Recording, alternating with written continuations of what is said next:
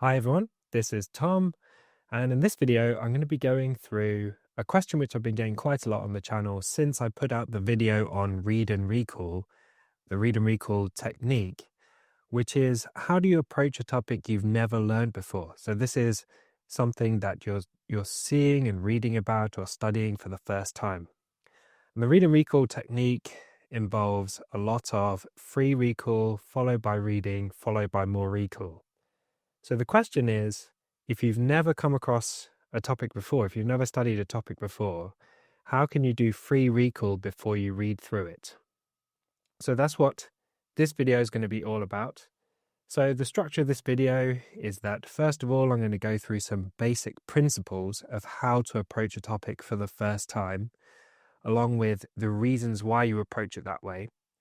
And then we're going to go through a full demo of me studying a topic, pretending it's kind of the first time I've ever come across it, and going through the steps that I would suggest going through.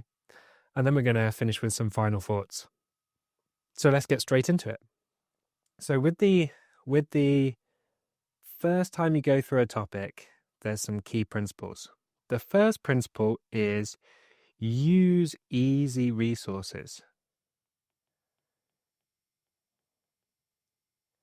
So I made this mistake a lot of times in medical school where somebody would say, this textbook is what the exam is based on, or this is the best textbook, this is the most detailed textbook, or the lecturers or the university would recommend a textbook.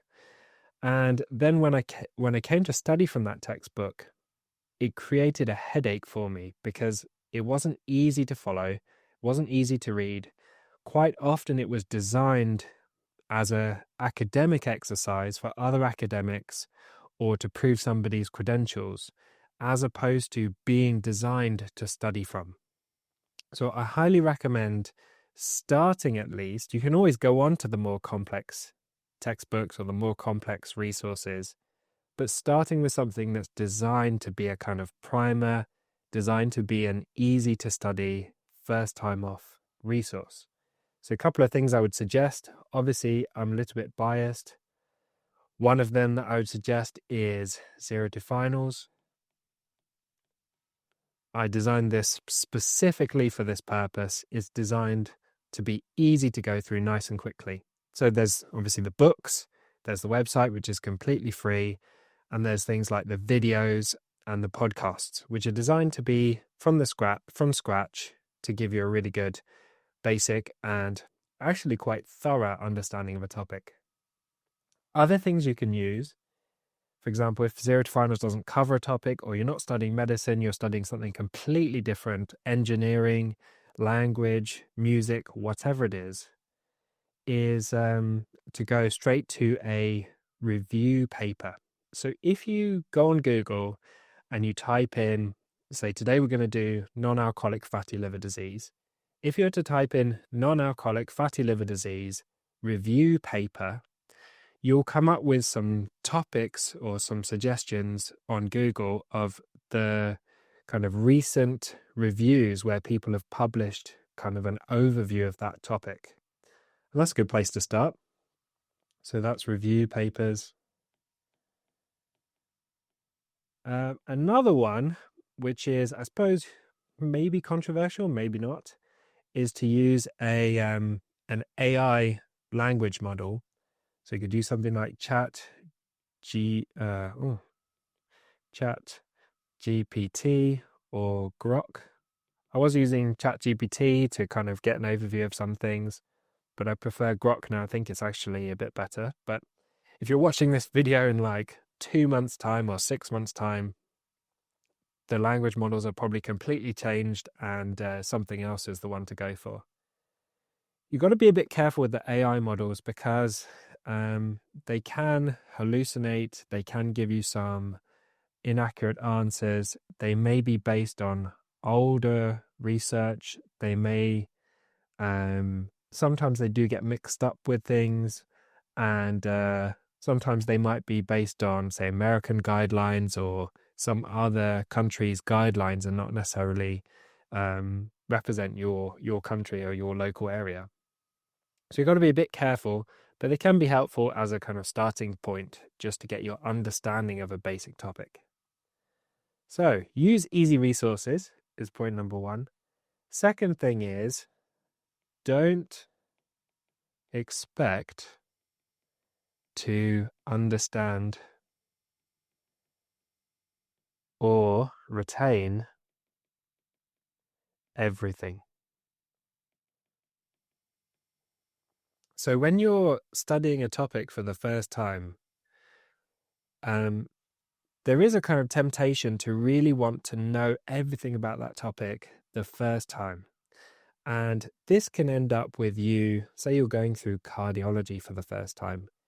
This could end up with you spending 6 weeks just on that one topic, really diving into the nitty-gritty details of it.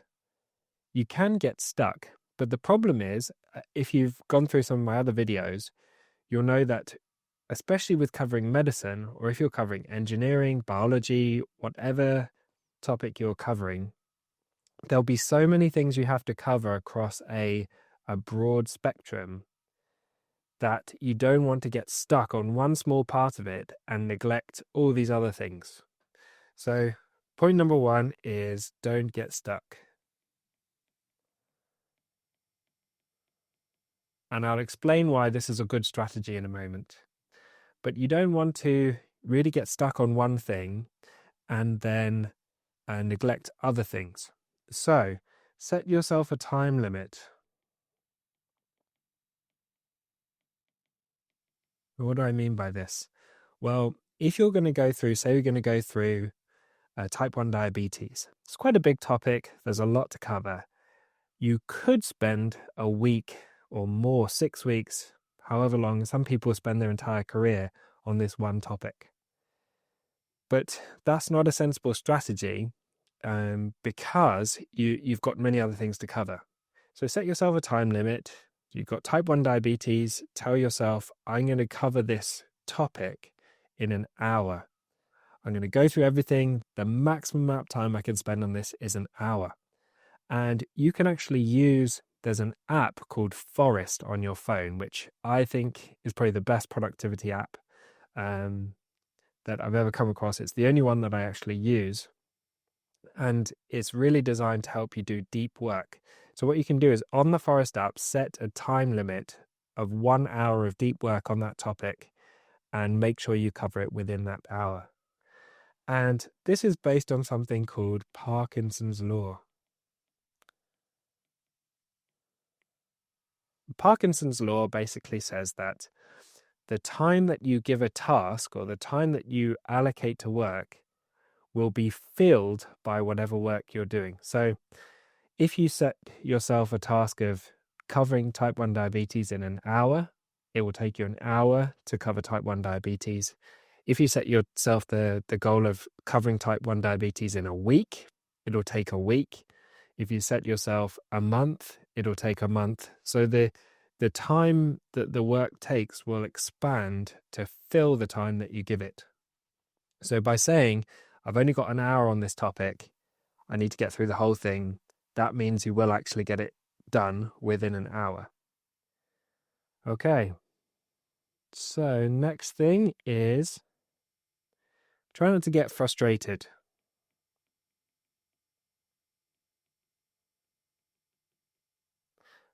So part of the reason for making sure, not expecting to understand and retain everything the first time, is that the first time you go through a topic, it can be quite hard to get your head around all the details, which means it can be quite frustrating.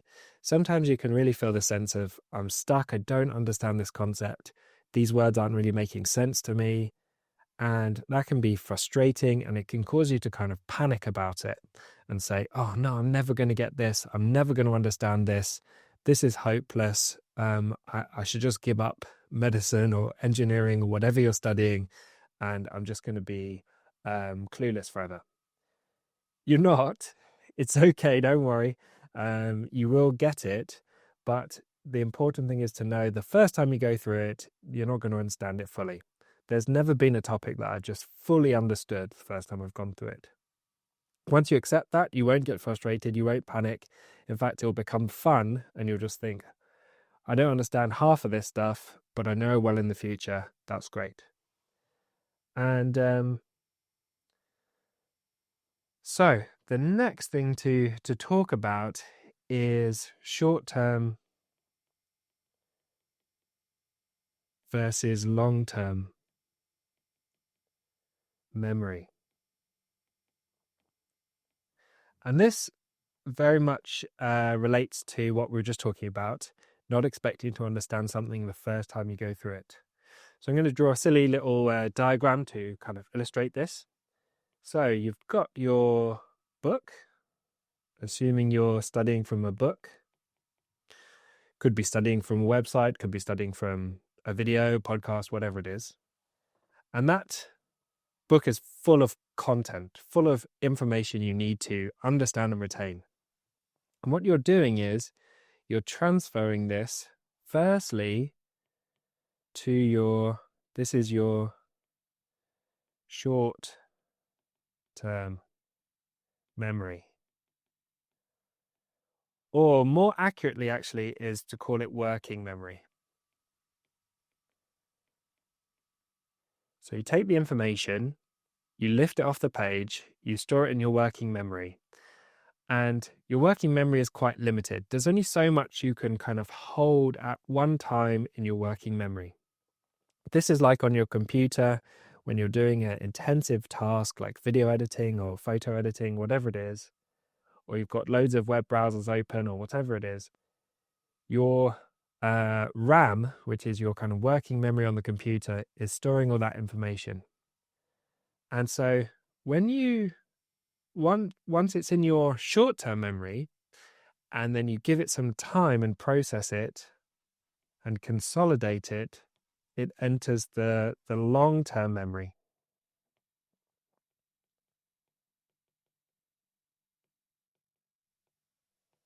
The issue is your short-term memory is probably, let's say, this is complete nonsense, but this is just for an analogy and explanation, that your working memory is, let's say, 100 megabytes, and your long-term memory is 100 gigabytes. So your long-term memory has way more capacity to retain information. So when you're reading this stuff from the page, let's say about this much is enough to fill your working memory. The first time you go through something, you've got no long-term memory on this content. You've got no long-term memory on this topic. So you start reading some information, and just the basic overview of the topic is enough to fill your working memory, and it's saturated. There's no more space for it to go into. And then when you have a break, so this is a break, and this is when you consolidate. At this point, the information in your short-term memory transfers over to your long-term memory. But remember, all of this information, this full 100 megabytes in your working memory, gets transferred to your long-term memory, but it only takes up a tiny amount of your long-term memory. And then this gets cleared. So it goes out of your working memory into your long-term memory, and that's great. So then the next time, so what you do now is you have a break. Let me just pick another color here. You take a break, and we'll talk all about this kind of break process in a second. But you take a break, say a few days or a few weeks, and then you come back to this topic. In your long-term memory, this little patch down here is the content that you kind of understood and retained from the first study session. Then, in the second study session, you can take additional content. So you imagine this kind of as layers of complexity. The first layer, the first time you study it, you just get a broad overview. The second time, it becomes more clear and you get more details. So you're clarifying more details within that. And the additional details you just got fills your working memory. Then you take a break and consolidate it, and those details get transferred to your long-term memory. And so After that break, let's pick another color. After that break, so this is now your second break. You've consolidated these 2 study sessions in your long-term memory. Then you come back and you can see on this page, you've already retained most of the content. So now you just have, now you just have this additional detail here that fills your working memory and gets consolidated into your long-term memory after a break. And now you've retained 90 or 85 and 90% of what's in that topic. So by doing this kind of transferring to your short-term memory, giving it time to consolidate, then going back and doing it, you're doing repetitions and gradually building up more and more in your long-term memory. But hopefully this illustrates you're not going to be able to get all of the content that first time into your working memory. It just doesn't have that capacity. You have to slowly transfer things through multiple repetitions. So on that first repetition, make sure you just get through the content, understand the overview, fill your working memory, and then take a break and let that consolidate before you come back to it. Okay, I've been through that. We need to talk briefly about spaced repetitions.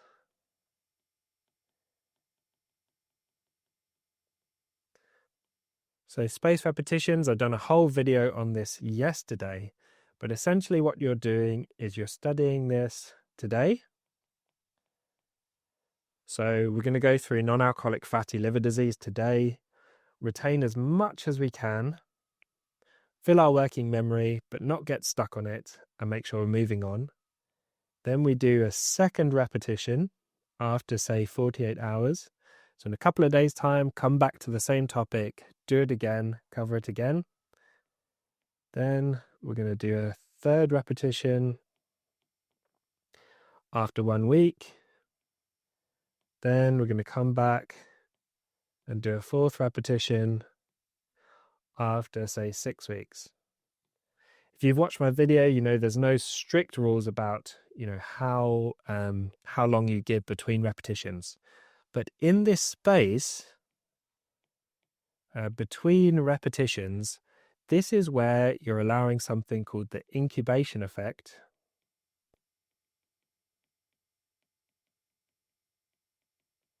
And what this incubation effect is doing is basically you're giving your brain time to process the information, understand it subconsciously, kind of subconsciously go through it and process it, and consolidate it into your long-term memory. So these gaps are essential to give your brain time to consolidate it. Spaced repetitions are way more effective than massed repetitions. So you don't want to go through the topic today for the first time, then tomorrow for the second time, then the next day for the third time, then the next day for the fourth time. You want to space out those repetitions to take advantage of this effect. In the meantime, you can cover other topics. So today you might do non-alcoholic fatty liver disease. Tomorrow you might do something completely different, say atrial fibrillation. The next day you might do something completely different, say hyperthyroidism. And then you come back to non-alcoholic fatty liver disease. And you also benefit from some, one second. You also benefit from transferable learning this way. So what you might find is that if you study one topic today, study something completely different tomorrow, something completely different the next day, and then on the third or fourth day, you come back to the original topic, the learnings that you gained from the other two topics that seemed unrelated, but may have had some transferable knowledge and skills, can help you understand the first topic. So this is why it's worth doing a variety of things, spacing them out with different things in the meantime. Okay, so we've been through some background knowledge. At this point, we need to do a bit of a demo. So I'm going to take you through using the Zero to Finals medicine book.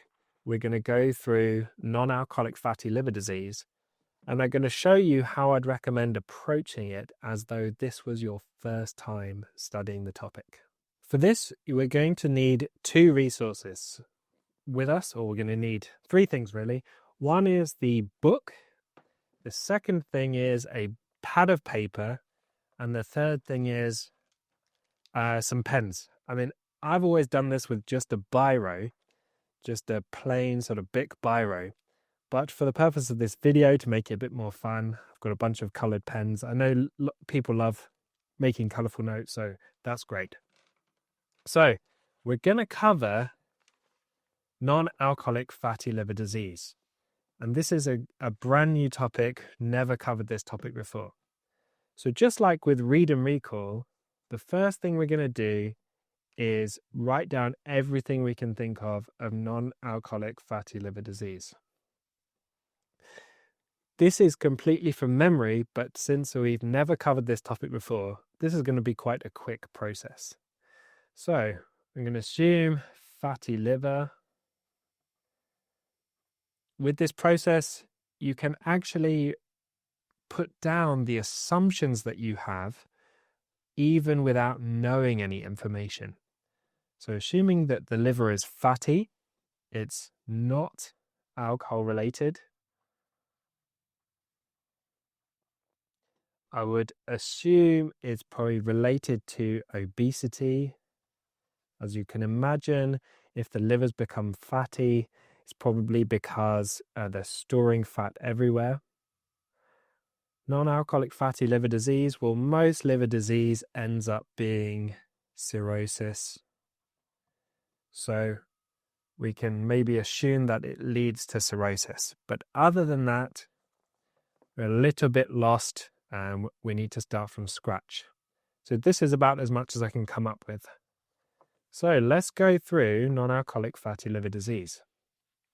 And we can read it just like this. Non-alcoholic fatty liver disease characterized by excessive fat in the liver cells, specifically triglycerides.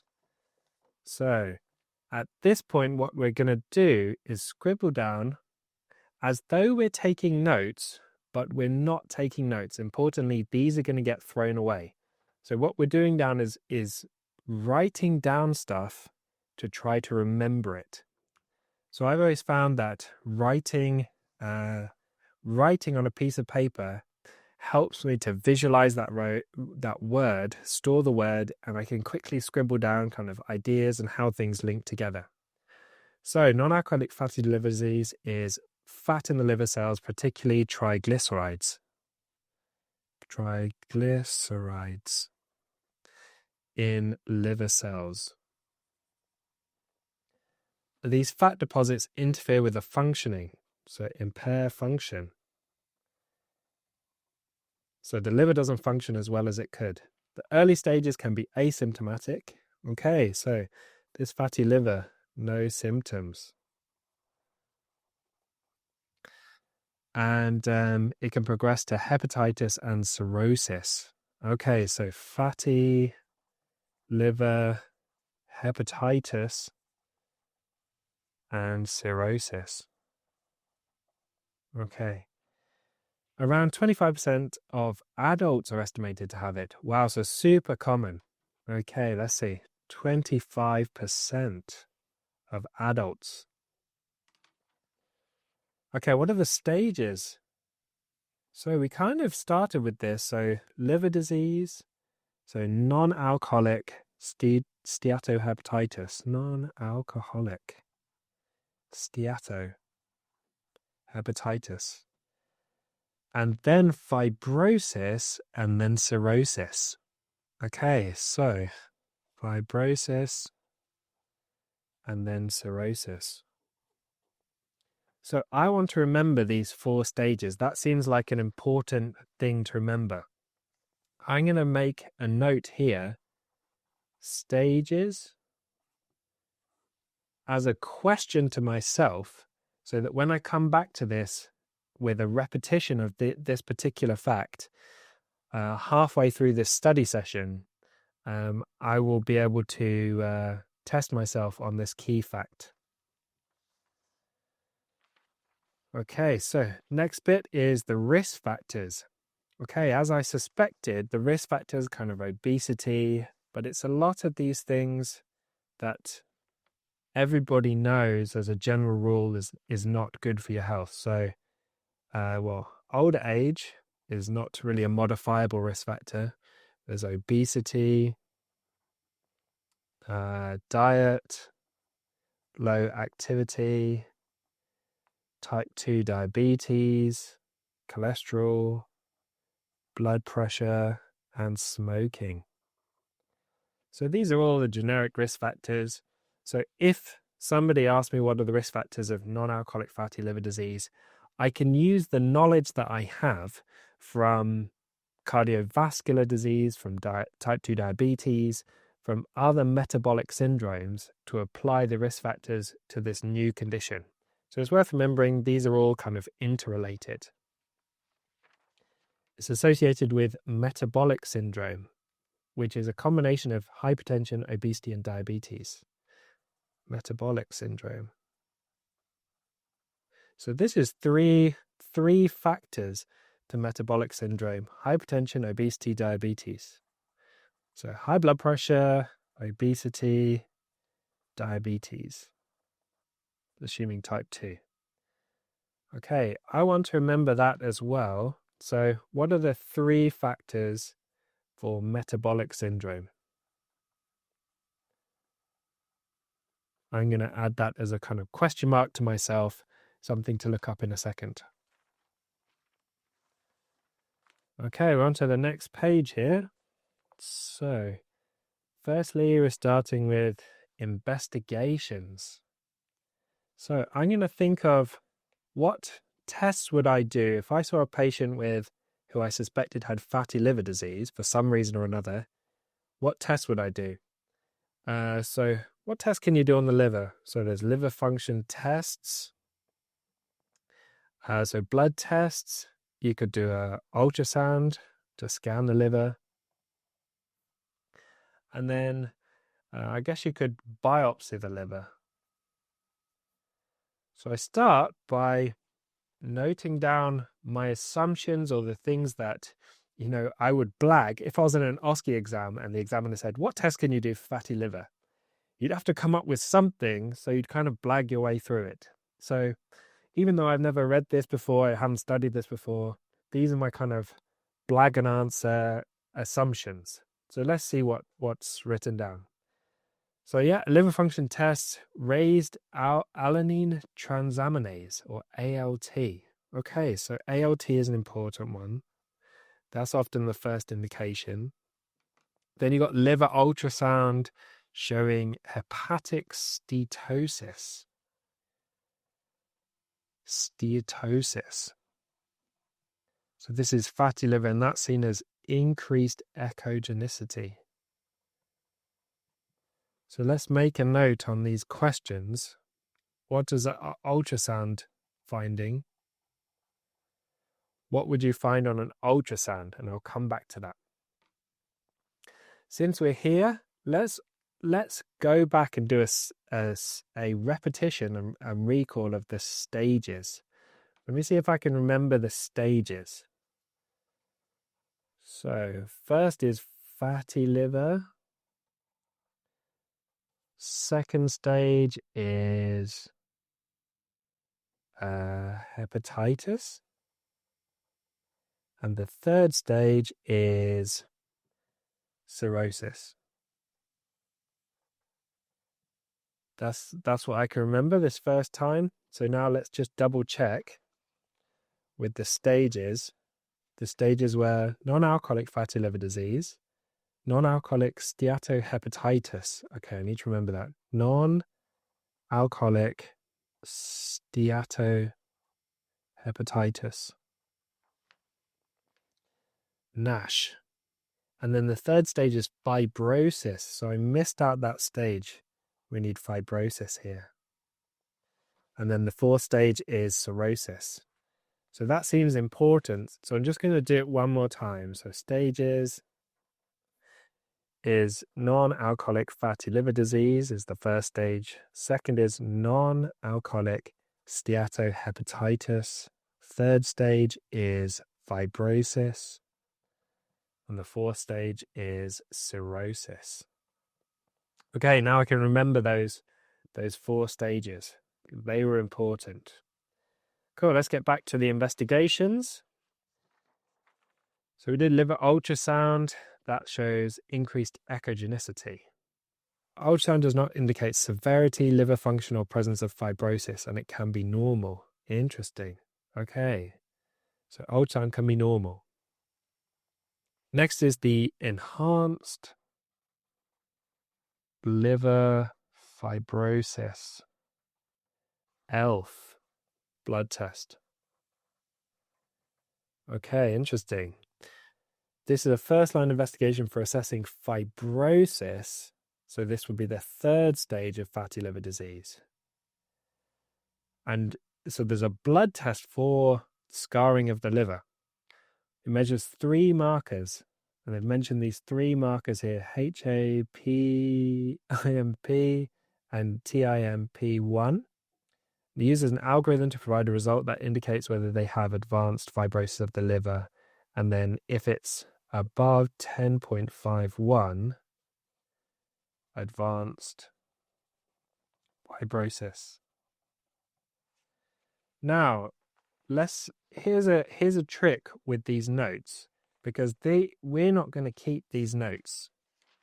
And so at this point, with the enhanced liver fibrosis blood test, there's these 3 markers. And I'm going to be a bit paranoid and assume that my university is going to want us to know these 3 markers. So what I'm going to do here is come to this Grok. You could use a different LLM or Google, or whatever it is, but I want to know what are the 3 markers used for the enhanced liver fibrosis blood test. Stick that in. And here we are. It's given me these 3 things which match up to the results on there. So what I'm going to do now is I'm going to underline this and just make a note in the book. So now I have that detail which I thought was important. Rather than making my own notes, what I'm doing is transferring this information into the notes I already have. So this has saved me loads of time just copying out all of this stuff. I've just added the key things that I think are important into these notes. So next time I go through this, that information will be there. So let's carry on. Next step is the non-alcoholic fatty liver disease fibrosis score, so an NFS, which is an alternative based on an algorithm of age, BMI, liver enzymes, platelet count, albumin, diabetes. Then there's also the FIB-4 score, is another alternative. And this is again age, liver enzymes, and platelet count. Then on to the next thing, transient elastography. Okay, transient elastography. So this can be used to assess the stiffness of the liver using high-frequency sound waves. It determines the degree of fibrosis to test for liver cirrhosis. It's used where the enhanced liver fibrosis test indicates advanced fibrosis. So you would do this test. If that shows advanced fibrosis, you do a transient elastography or fibroscan. So let's add this to our questions. What do you do? Investigation for fibrosis after ELF. Okay, so we've got a question there. But we had this question from earlier on, 3 times 3 factors with metabolic syndrome. So let's just answer that while we're here.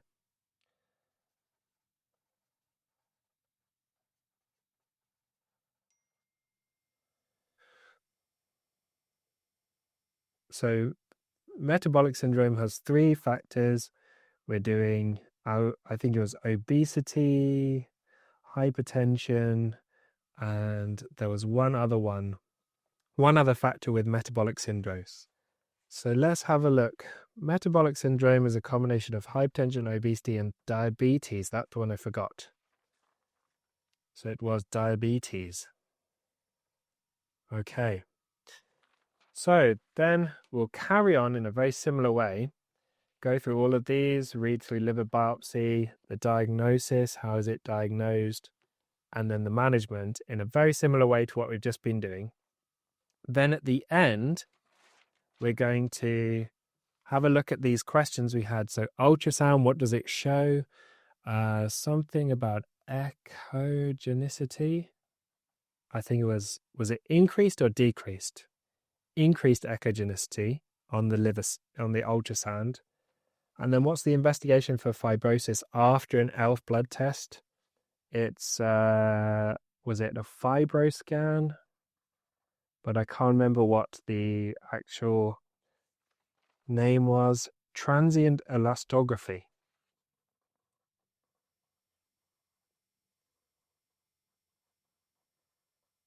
So I'm really trying to get these things to stick in my brain, but I'm not getting stuck on them.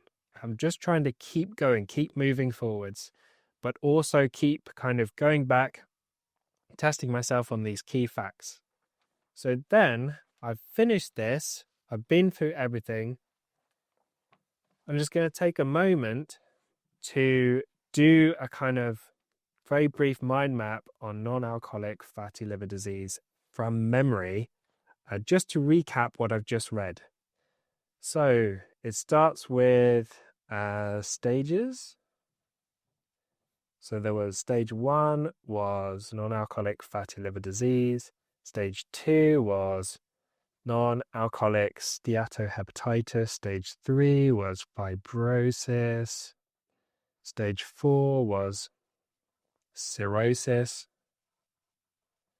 Okay, what else did we read about? I can't remember the next bit. Oh, that was about risk factors. So the risk factors was very similar to cardiovascular disease. So high blood pressure, diabetes, smoking, age, poor diet, that kind of thing, inactive lifestyle. Then there was tests. So remember that the ALT was the most important liver function test, and that was raised. Then there was this ELF blood test. Then there was an ultrasound. The ELF blood test, the purpose was to assess whether there was fibrosis. I think it was something like above 10.5. And then there was transient elastography. And this was if the ELF blood test was high, then you do transient elastography. And then we can carry on with management and diagnosis in a similar way. I can actually have a quick peek back at some of these things. So anything really obvious that I've missed: non-alcoholic fatty liver disease, metabolic syndrome, hypertension, obesity, and diabetes, ALT, liver ultrasound, ELF. Oh yeah, there were these 2 others. So they're worth remembering: non-alcoholic fatty liver disease fibrosis score, NFS, and then the FIB-4. So these 2 I want to remember. So at this point, you kind of say, yes, I have big gaps in my knowledge. A lot of things I keep forgetting them. I've done a few repetitions of things, but it's not perfect. And there's still a lot to retain, but that's okay. This is a as much as we need to do for today, because this is the first repetition. And these are notes that can just go straight in the recycling. Someone mentioned on another video, if this seems like a waste of paper, normally I don't write this big. It's just for the overhead shot to make sure people can see it. And you could also use an iPad with an Apple Pencil and just scribble notes in a similar way, but make sure you're deleting them. It's important that you get rid of these because you don't want to be burdened with all of these notes. And also when you're making them, the focus needs to be on learning the information rather than creating something. So the idea is to learn and not create. So we'll get rid of these and we'll move on to the next step of some of the other things we're going to do. Okay, so we've finished going through our study session, and now there's some important things to do after the session. So this is our first study session on this particular topic. So the first thing I would suggest is that you go through some questions. So you do some MCQ questions, particularly if you've been, if your exams are MCQ based.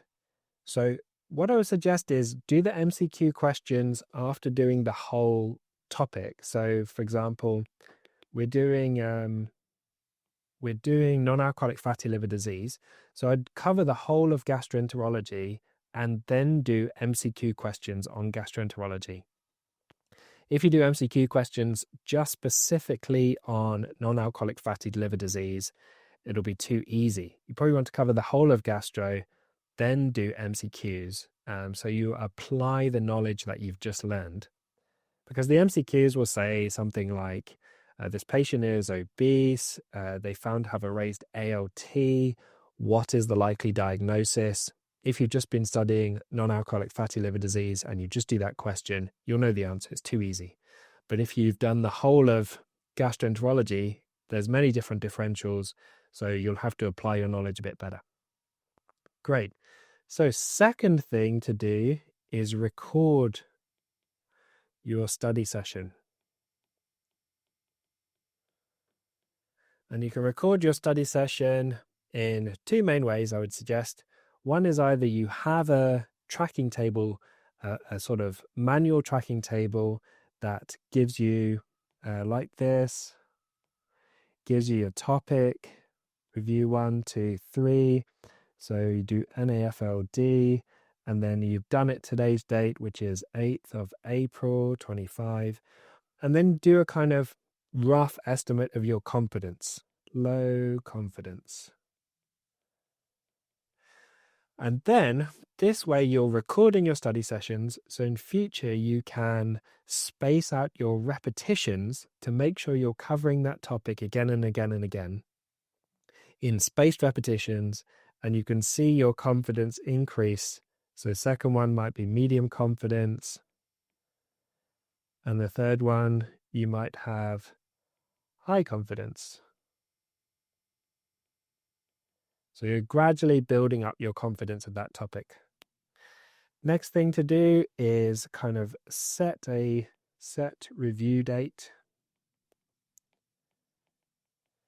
And this doesn't have to be fixed in stone, because the problem with revising and kind of proactively setting yourself review dates is that you'll end up getting overwhelmed and missing deadlines, and then it'll all become a mess.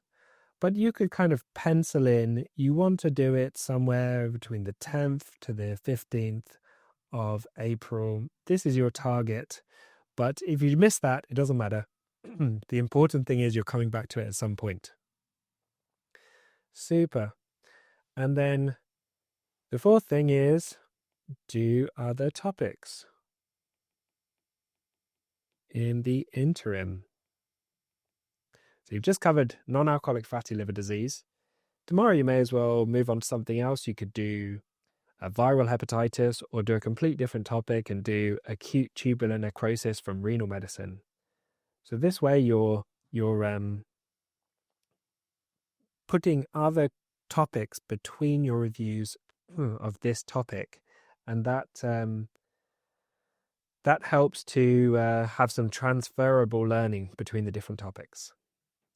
Okay, and then the final thing to touch on is when you come to review it. So when you do another study session, you do the testing sandwich. And if you've been in my other videos, you'll probably have come across this. The testing sandwich starts with short answer questions. So you can do the short answer questions on the Zero to Finals member site or in the questions books. Or you can make your own short answer questions, although again, try to learn, don't create. If you're creating stuff, it's fine to an extent, but if you've got a lot to go through, that creation process can take a lot of time. It's more efficient to have some ready-made resources and add to them like we did in the demo if necessary. So you start with short answer questions of the testing sandwich. So this is one study session. This may be session 2 when you're coming back to the topic in 2 days' time. You start with short answer questions, then you do read and recall, which is what we've just been through in the demo, and what I've got a whole different video about that. And then you do MCQs afterwards. So this is the testing sandwich. This all comes into one study session. The important thing is, with this study session, is remember Parkinson's law. So set yourself a time, say I've got 2 hours, say, to get through this study session and do all of these things. Don't get stuck and let it drag on too long. And then the final thing during a review is to record your study session. So again, you're going back and filling in that tracking table for review number 2, say in a couple days' time. So this was on the 11th, when you're reviewing it again. So that's the end of the video. I hope that was helpful. This is how you approach a topic for the very first time. Let me know if you have any questions. This video came about as a result of having some really great questions on a previous video. And I'll see you in the next video, which will be tomorrow.